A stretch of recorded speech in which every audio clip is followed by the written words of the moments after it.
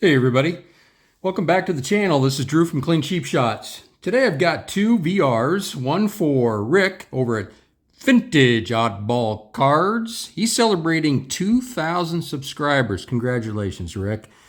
And the second VR is for Eddie over at Eddie's Cardboard Chaos. So the first VR for Rick, who, by the way, I met at the National in Chicago, got to spend a few minutes with him on the show floor. Looking forward to seeing you again, Rick. Hopefully you'll make it to Cleveland for the National this year. So Rick wanted us to show a card from a set that we didn't think that John Mangini had in his collection. Now that's a steep task, and so I had to really think about this. Here you go. This is what I got for you. This is a Mike Rozier, and you'll see a Missouri player down here. He's looking for his athletic supporter. And these were produced by the University of Nebraska and by Coors. It has a schedule, and it's the 1983 schedule. That's Heisman Trophy winner Mike Rozier, a native of New Jersey. I always loved that photo.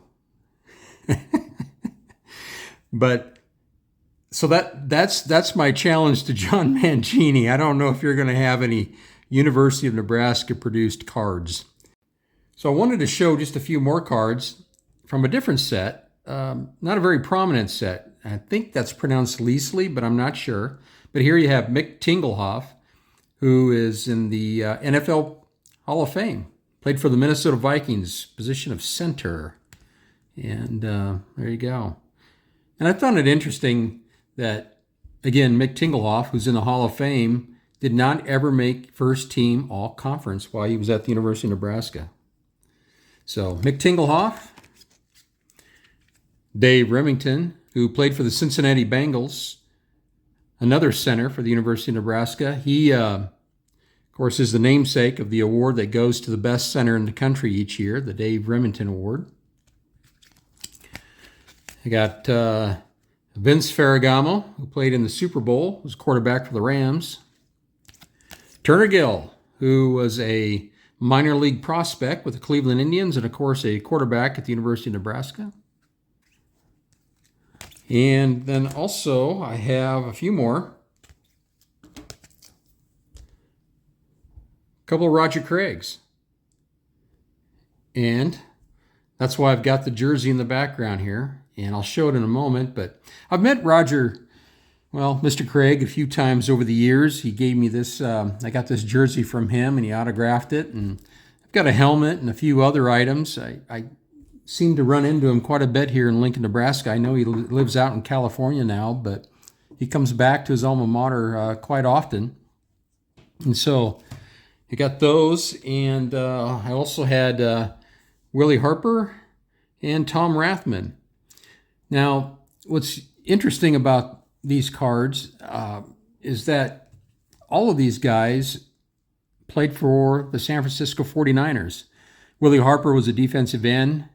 Roger Craig and Tom Rathman were the running backs during some of those Super Bowl runs that they had back in the 80s. And another Husker, Jamie Williams, was the tight end also. And Jamie Williams and Roger Craig actually went to high school together. They went to college together, and they played in the pros together. So I thought that was really cool and really interesting. And I have to tell you, I've always been a Minnesota Vikings fan, and that's never changed. But a lot of Nebraskans became San Francisco 49er fans when these four guys were playing for them. And to this day, you'll still see an awful lot of San Francisco 49er fans here in Nebraska, simply because of that. So, Rick, Vintage Oddball Cards, congratulations on 2,000 subs. This is what I got for you. John, let me know if you got one of these cards in your personal collection. And I'd be curious to know if you have any of these. Again, I think it's pronounced Leasley. And this is the back of those cards. So before we move on, I'll just give you a closer look at that. To Drew, go Big Red, Roger Craig. He's a great Great guy. Every time I talk to him, he just takes the time to talk to you.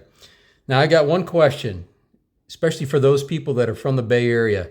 Tell me why Roger Craig's not in the Hall of Fame. I need somebody to explain that to me. All right, let's go to the next VR.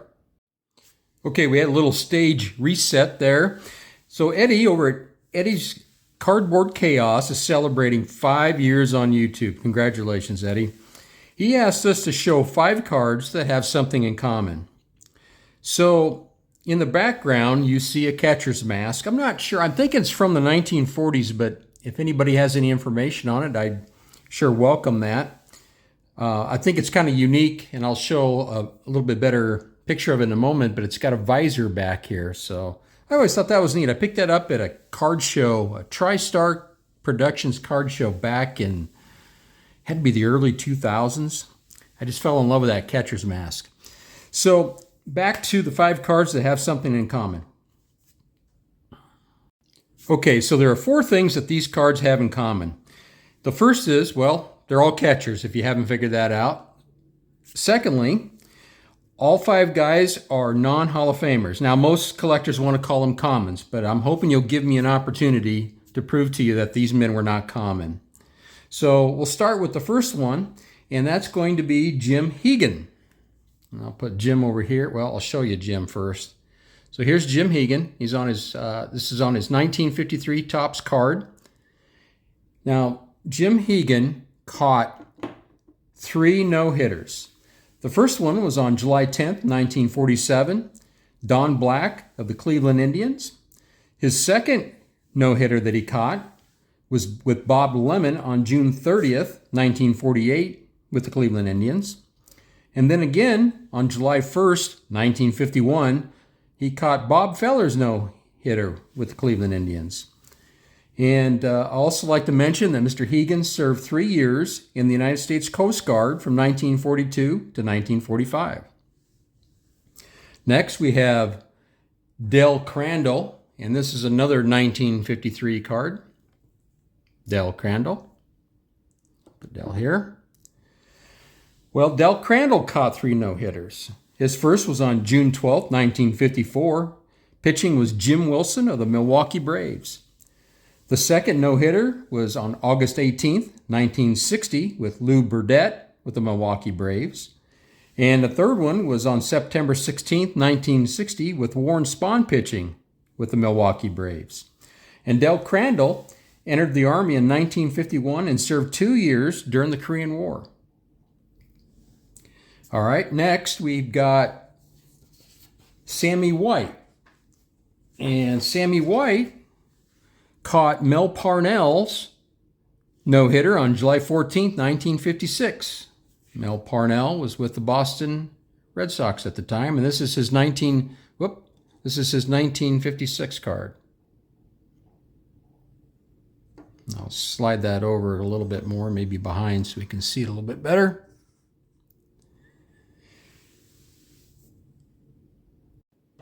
Now, Mr. White, and I guess we got a terrible glare, so I'll just hold it for a second.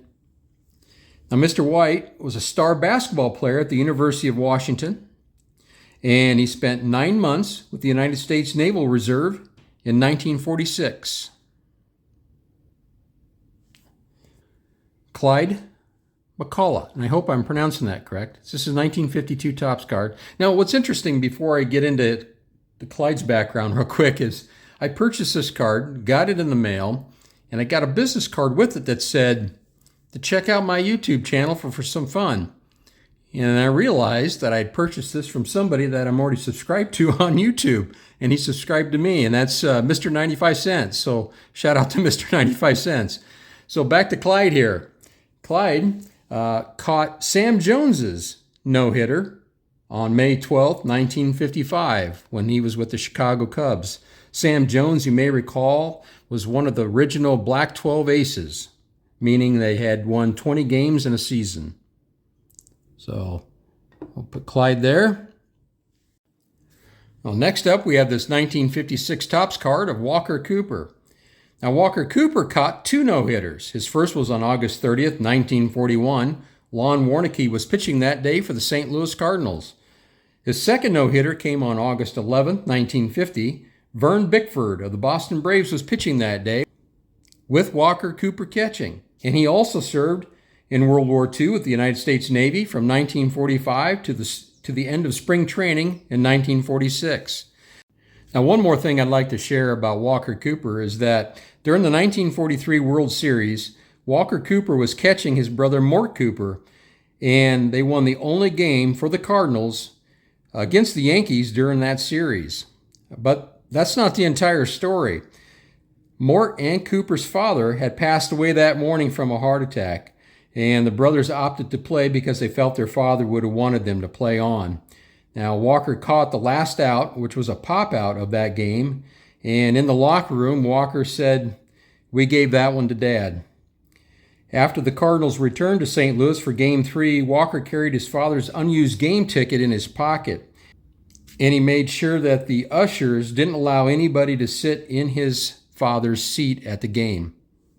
I thought that was an interesting story that I wanted to share with you guys. So I wanted to give honorable mention to one last catcher, and that's Smokey Burgess. And why are you asking? Because Smokey went all the way in Harvey Haddock's futile 12-inning perfecto for Pittsburgh in 1959. And he was also behind the plate when 3 pitchers for Cincinnati combined for 10 innings and a no-hitter in 1956, only to lose in the 11th inning. Also, Mr. Burgess was in the United States Army in Europe during 1945 and 1946. So honorable mention goes to Smokey Burgess. All right, Eddie, so what do these 5 cards got in common? Well, number 1, collectors seem to think that they're commons, which I disagree with. 2, obviously they're all catchers. 3, they're catchers that caught no-hitters. And 4, they all served in the United States military. So thank you to all 6 of these men for their service during wartime. Well, the hobby calls these cards common, but the men on the cards are anything but common. I hope I changed your mind. Keep growing your collection, card farmers, and we'll see you next time. Thanks for tuning in.